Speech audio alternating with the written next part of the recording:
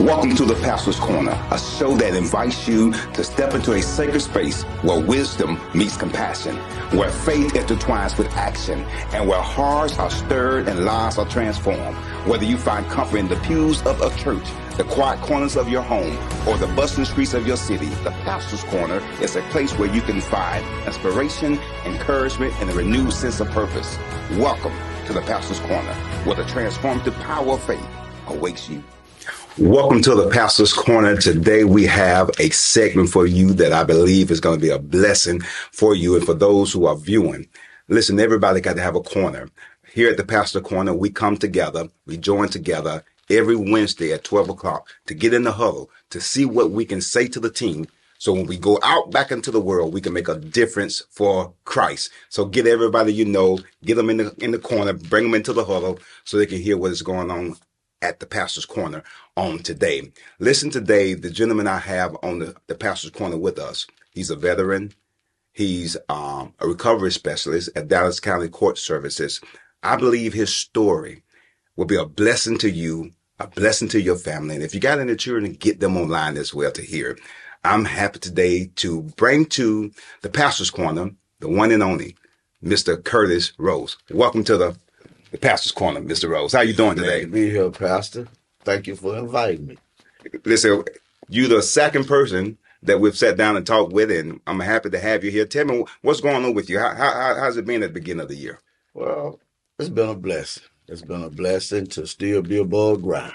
You know, it's been a blessing to, to be a productive member of society today. Being that, my journey took me through so many negative things in my past, to be a child of God, and living the life I'm living today is truly a gift, and I'm truly grateful for it. So I'm truly glad to be here and willing, to share today on the Pastor's Corner.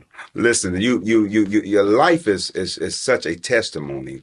When I was introducing you and to tell the people you are a recovery specialist, that is a heavy title to carry. Say, I'm a specialist at recovering, which means you have to have a story behind that. I heard your story, and one thing you've said to me that sticks out, and I think the people need to hear, is about the power God gives us to live. Can you say something about your story and the power that God gives us to live? Yeah, right, Pastor. For a long, long time, Pastor, I was in active addiction, and the thing is that I tried to fix my own problems, and little did I know, that's the thing that kept me stuck in the belly of the beast for so long, because I was the one. I figured I had the power to do something about my issues, when in actuality, I did not. Wow. The thing was, the lack of power was mighty low. And I had to find power I had to find a power by which I could live, and that power had to be greater than myself. And during my last run, I asked God, why me? I'm not a bad fellow. Why I keep struggling? Why I keep falling short? In a small, quiet voice came to me and said, Curtis, you hadn't tried me. You haven't tried. Tried me. That was May the 3rd, 2008. May the 3rd, 2008. Now, it hadn't been necessary for me to use, drink, or drug from that day to this one. So 16 years later, I've been depending on my higher power. God, Jesus Christ, man. You know what I'm saying? You said something, if I can. You said something about the Spirit said, you haven't tried me. Right. You haven't tried me. And you are a believer. Right. And the Spirit says to you, you haven't tried me. Right. I don't think that story is unique. When I say unique in the sense that a lot of people call themselves believers and think they're trying God. Right. But in actuality, they're not trying God. So how do you think you got to that point where you knew the Spirit was saying to you, you haven't tried me, but yet you was a believer, and God said, yeah, you're a believer, but you haven't tried me? Thing was, Pastor, that I was raised in the church. I was raised in the church as a child, man. All my folk were believers. The thing was, I had done so much stuff so much negative stuff, so much wrong. I had condemned myself. I really didn't think I was worthy of God's love. I just didn't think God would do for me what he had done for all these other good church folk. You know what I'm saying? Good church folk. That's right, good church folk. And, and low self-esteem, low self-worth. Addiction encompasses so many negative thoughts about yourself and feelings about yourself. And then, to go along, coupled with that, you got people that's telling you, folks who love you, who you care about what they think about you, tell you the same thing. You'll never amount to nothing. These are believers, though. Yeah. You'll never be no good. Good church folks. And you've heard this for so long in your life that, how could God love a wretch like me? You know what I'm saying? And so that's why I was stuck in that mode for so long, man. And I couldn't, I was trying to dig my way out by my lonesome. I walked away from the church because I didn't think it was working for me. Wow. And when I told you on that last run, when I really got sincere. See, when we sincerely took such a position. Oh, okay. I was out of position for so long. I was out of position. Right. I was trying to do God's job for it. Wow. Wow. He the father, I'm the child. So I had to get in position. You change position. And so often as believers, we try to tell the father what to do and we are the child. Right. Your story is unique in that Paul was preaching in the book of Acts, and he came to the city, and the Bible says he preached all night long. He kept preaching all night long. And there was a young man who was sitting in the window, fell asleep while he was preaching. He was among good church folks. Yeah. Good church folks. And fell out the window and broke his neck while he was in the church. We have to be very vigilant to keep our eyes on those who are in the church, because people can be in the church hurting, bleeding, and we can get caught up just because they show up, assuming everything is okay. But I heard one preacher say, you come to church because you need the doctor. So you was in the church. What would you say to people who's in the church right now, who you can identify? You were there. You were bleeding. You were hurting, but nobody recognized you. Matter of fact, the good church folks told you, you ain't going to be in the thing. You can't get better. Right. How do you reconcile? How do you deal with that? If somebody who's watching us right now, say I'm in the church and the church don't care about me, don't see about me, what would you encourage that person to do? Well, the thing is that they were kind of judgmental. I heard folk in the church judge other people who came into the church with problems of addiction, mental illness, stuff like that. Look at them, they're crazy as self. They'll never amount to nothing. All they want to do is do drugs. Little they know them people were suffering with a mental illness, a sickness, rather than a moral issue. What they're trying to do, they're trying to get well rather than trying to be a better people. Right. So don't be judgmental. Don't judge people. So the church is here to help to heal our community. To be the place where we turn to when we don't have anywhere else to turn. That's what a church family's for. And so and today, early on, I was really ashamed. I was afraid. I didn't want folks to know because I was afraid of being judged. Wow.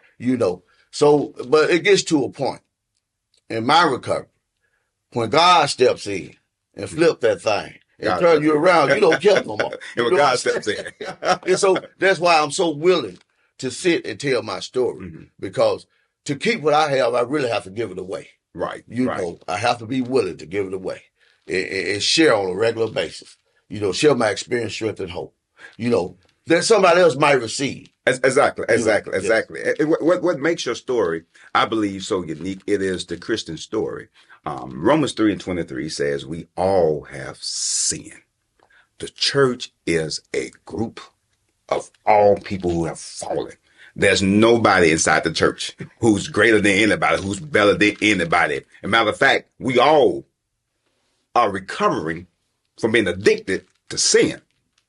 We're recovering from being addicted to sin. So The devil does get in detail, wonder what type of sin. It doesn't matter. Addiction is addiction. And when God steps in, whatever addiction it is, when he steps in, he breaks it and he frees us. And I think the challenge for us in the church is to realize that we all, by the grace of God, we're not who we used to be.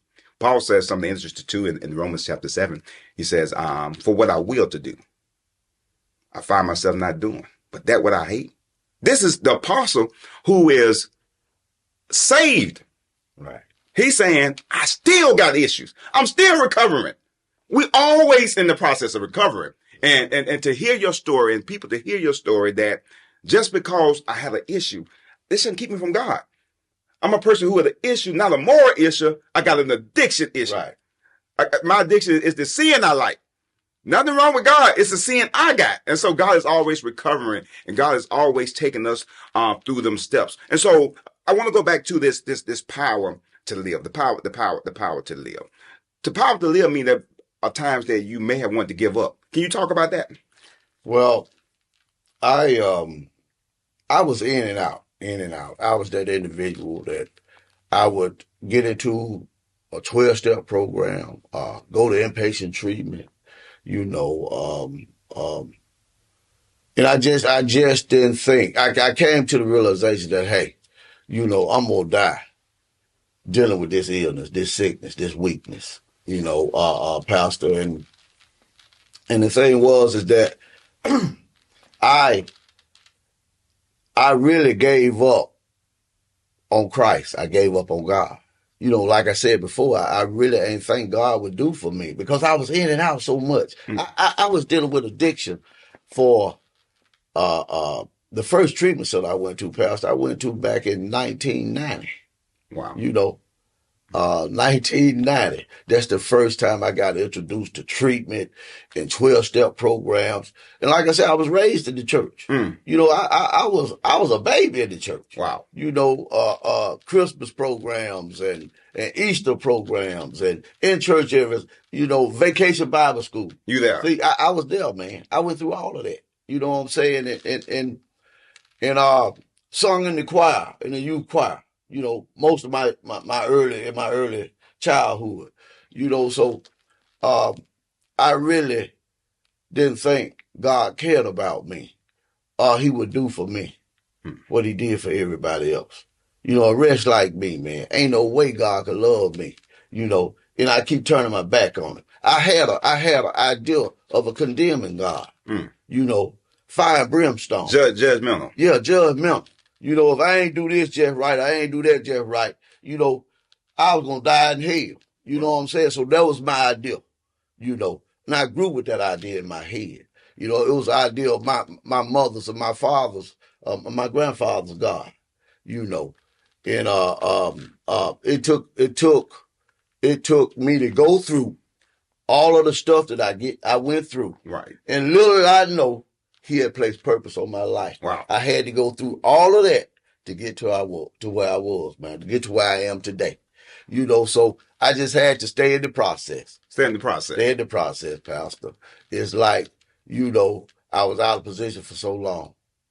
And when on May the 3rd, 2008, when God told me, he said, well, Curtis, you never really tried me, And sincerely in my heart, I had never really tried God. It was based on my mother's God. It was based on my grandfather. It wasn't personal to me. And see, and that night, right. That night, it got personal to me. You know what I'm saying? So, I had to do some things though. I got into outpatient treatment program.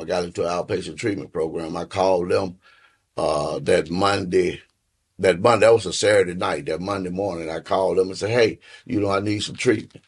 I said, I got a job. I work in the evenings and I need treatment in the morning. They told me, no, well, we sorry, Mr. Rose. They said, we could probably get you in a couple of weeks. And I said, well, hey, I'm telling you right now, I want to use some drugs. I said, I ain't going to stop using. They said, well, Miss Rose, we sorry. We ain't got no slots open right now. We can't get you in until 2 weeks from now at the earliest. So the lady said, thank you. And I'm busy. I got to go. She hung up the phone and I called right back. I said, lady, please, I need some help. You know, I said, if I don't get some help today, you know, I know I'm going to use before the day over with. You know, she said, Mr. Rowe, I told this is going to be at least 2 weeks. Call me back in 2 weeks. She hung up on me again. I called right back. She hung up on me. I called right Persistent. back. I called her until she said, Mr. Rowe, will you please come on down here and talk to her? And I started off in treatment, man. I went to treatment from 8 to 12. At 2:30 in the evening, I went to work. I got off work and I went home. And on Sundays, I found me a church family. And I started going to church. I got into the good book, man. I got into the word. Wow. I was praying on a regular basis. You know, I started to acquire some clean time. You know, one day at a time. You know, I used to ask myself a question on a daily basis. You know, who's running the show today? Wow. You know, first thing in the morning, I put a sign on beside my bed, framed it, and as soon as I wake up, I look at that frame because I slept on one side all the time. So when I open my eyes, that frame would be there. And on the picture frame, it said, "Who's in charge today?" Who's in charge today? I like that. And it wasn't Curtis. You know what I'm saying? Because if Curtis was running the show, we was all in trouble. All in trouble. Thing was, God was in charge. You know, and so I learned how to follow direction, man. You know what I'm saying? You know, I really got involved in church, praying on a regular basis, got into that word, man. I hadn't looked back, Pastor. You know, doing for me what I couldn't do for myself. You know what I'm saying? You said, God, try me. And I heard the steps you went through. Trying God, you were persistent in calling, asking for help. Right. Because oftentimes when we hear people say trying God, they think just miraculous God is going to stop it. You had a desire. You kept going after God through people. That God works through people at times. Right. He said, try me, and you had to reach out to somebody and kept telling them, I need help. Right. I need help. I need help. So there's nothing wrong with telling people that you need help. But not only that, you was on the schedule. You said, I need it in the morning time. When I first get up, I need the help. And I think that's our life for so many of us that we can't wait till nighttime to get the help. God, we need the help in the morning. And when we first get up, you looked at your picture every day. Who's in charge today? Right. And I need to know when I wake up in the morning who's in charge. That's right. But all of that tied back into you coming back. You said you found you a good church home. Right. All of that tied back together. You were raised in the church. Bible says, train up a child in the way they should go. When they're old, they will not depart from it. They'll come back to it. So even though you were in the church hurting, the church still was a part of you coming back to the church because those seeds were inside of you.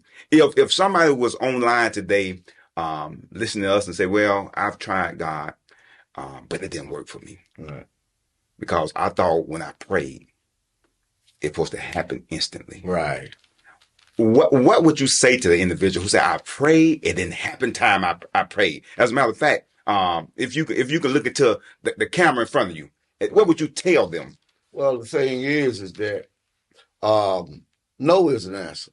You know, if I pray and I don't get exactly what I want, you know, it's like maybe that ain't meant for me right now. You know, and God, no is an answer.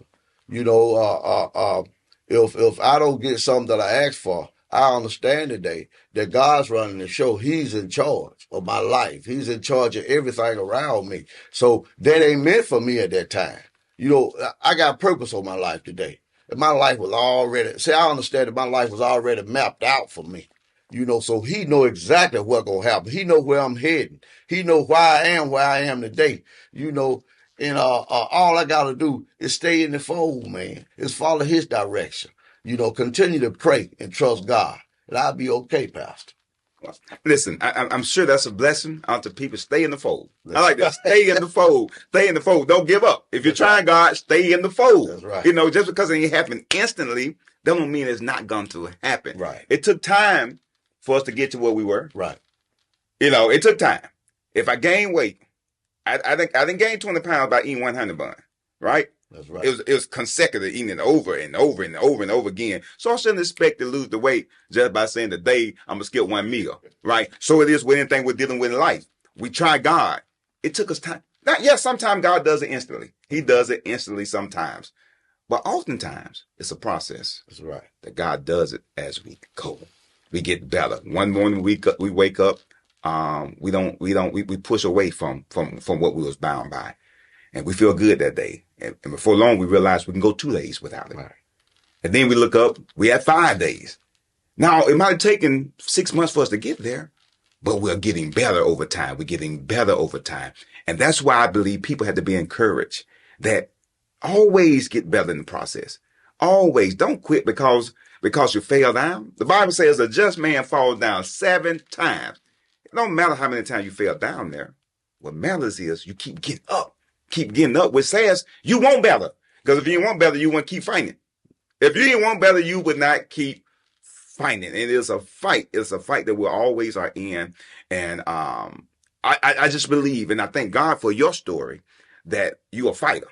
You're a fighter. Because you could either quit. You could either walk away and say, is it what it is? There's no hope for me. There's no help for me. But you stood in there and you fought. And your testimony is a witness to all believers. The Bible says that we overcome the devil, the dragon, by the word of our testimony and by the blood of the Lamb. Right. So people need to hear stories. They need to hear stories because there's somebody right now in a church somewhere, or who may have been a part of a church, who have a story, but they're ashamed of the story. They feel like they don't have help. And I encourage them to reach out to people. I don't put you on the spot, but can we give information about how ways they can find, if people have any kind of substance addiction, who they can reach out to have somebody to talk to or help somebody to get them on the right path? Because everybody can't help. I say that if you've never been through something, you really don't know what it feels like to be bound with whatever I'm struggling with. So what would you say to that person in regards to how to find ways to get help? Well, we got several 12-step programs that's here in Selma. We got Selma AA that's in the basement of the courthouse that meets 3 times a week. You meet on Tuesdays, Thursdays at 6 at Tuesday and Thursday at 6 in the evening. On Sunday at 6 in the evening. And you got Getting Better, a Narcotics Anonymous recovery group that meets at a Restoration Church on Thursdays at 6:30. And we got another group called Second Chance Narcotics Anonymous that meets at Lutheran Church, the Lutheran Church over on Marie Foster. They meet at 6:30 on Wednesdays. So, hey, these are all open groups. And if anybody dealing with addiction or have a family member that's dealing with addiction, the doors are open. You're welcome to come in. You can call our office down at Dallas County Court Services. If you got someone that's dealing with addiction that needs help, call our office, 431-5556. Anytime, ask for Mr. Rose, and I'm willing to talk to you, or the individual that's suffering with addiction. Our doors are always open, and we're always willing to help. I'm sorry. But Pastor, I was that guy. You said something earlier about some people get it right away. Some people had a profound spiritual experience. They come in, they get on their knees and pray to God, and and God come right in. Right in. You know what I'm saying? And deliver those folks. Instantly. They'll never turn back. Right. But you got that individual like myself. Right. That it was a gradual learning process. Right. Some steps I had to go through or some stuff I had to do until I learned to trust. You know what I'm saying? Right. We acknowledge the issue. You know what I'm saying? We come to believe that a power can restore us. We take some action. Right. Then we have faith. You know what I'm saying? I hear that. So sometimes it's a process, man. And we just, like I say, we just got to stay in the fold. See, God gave me AA. God gave me Narcotics Anonymous. Then Narcotics Anonymous gave me back to God. You know what I'm saying? You know what I'm saying? I hear that. It was all in the plan, man. I hear that. And so to keep what I have to constantly give it away, man. I have to share my experience. I have to help other addicts and alcoholics. That's part of the deal. He has placed purpose on my life. And the worst thing I could do is not serve that purpose. So, it's one day at a time, man, that I get this gift of recovery. It's one day at a time, you know, and it's through surrender that we gain freedom. I had to surrender to that thing, Pastor.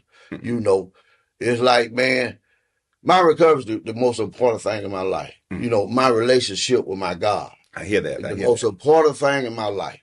You know, I had to come and see, man, that those people at that church that I was so afraid to talk around, they're human too. Human. You know what I'm saying? Even more human. That's right. They're human just like everybody else. Right, so, right. You know, to be forgiven, we got to learn to forgive. That's right. You know, so the thing says, therefore, if a man be a Christ, they say, what is that? All things have passed away. Old things pass away, and all things become new. You know, that's right. That's right. So, hey, man, you know, I'm just grateful, man. I'm thankful. Anytime I'm able to share or help, man, you know, I'm obligated to do so. It's part of the deal, man. It's part of the deal. It's part of the deal, Pastor. Part of the deal. So to keep what I have to give it away, man. You know, I'm truly, I understand today. I'm just as much a child of God as the next man.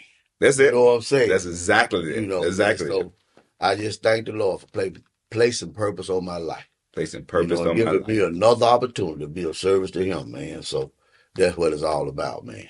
Well, listen, I definitely appreciate you sharing your story today, and I'm sure the viewers, the listeners are tremendously blessed by your story. The power to live, the gift of recovery. That's powerful. The gift of recovery. And so for those of you who are watching today, the power to live that Mr. Brother Rose has shared with us, that you can recover from whatever you're in. You can recover. That's why we gathered together today here in the Pastor Corner, to let you know that you can recover. God has given you power. He has never given you the spirit of fear, but of power, love, and of a sound mind. So when we leave the corner today, go back out into that world and recover, live. For God has granted you another opportunity. We'll see you next week at the same time at the Pastor's Corner.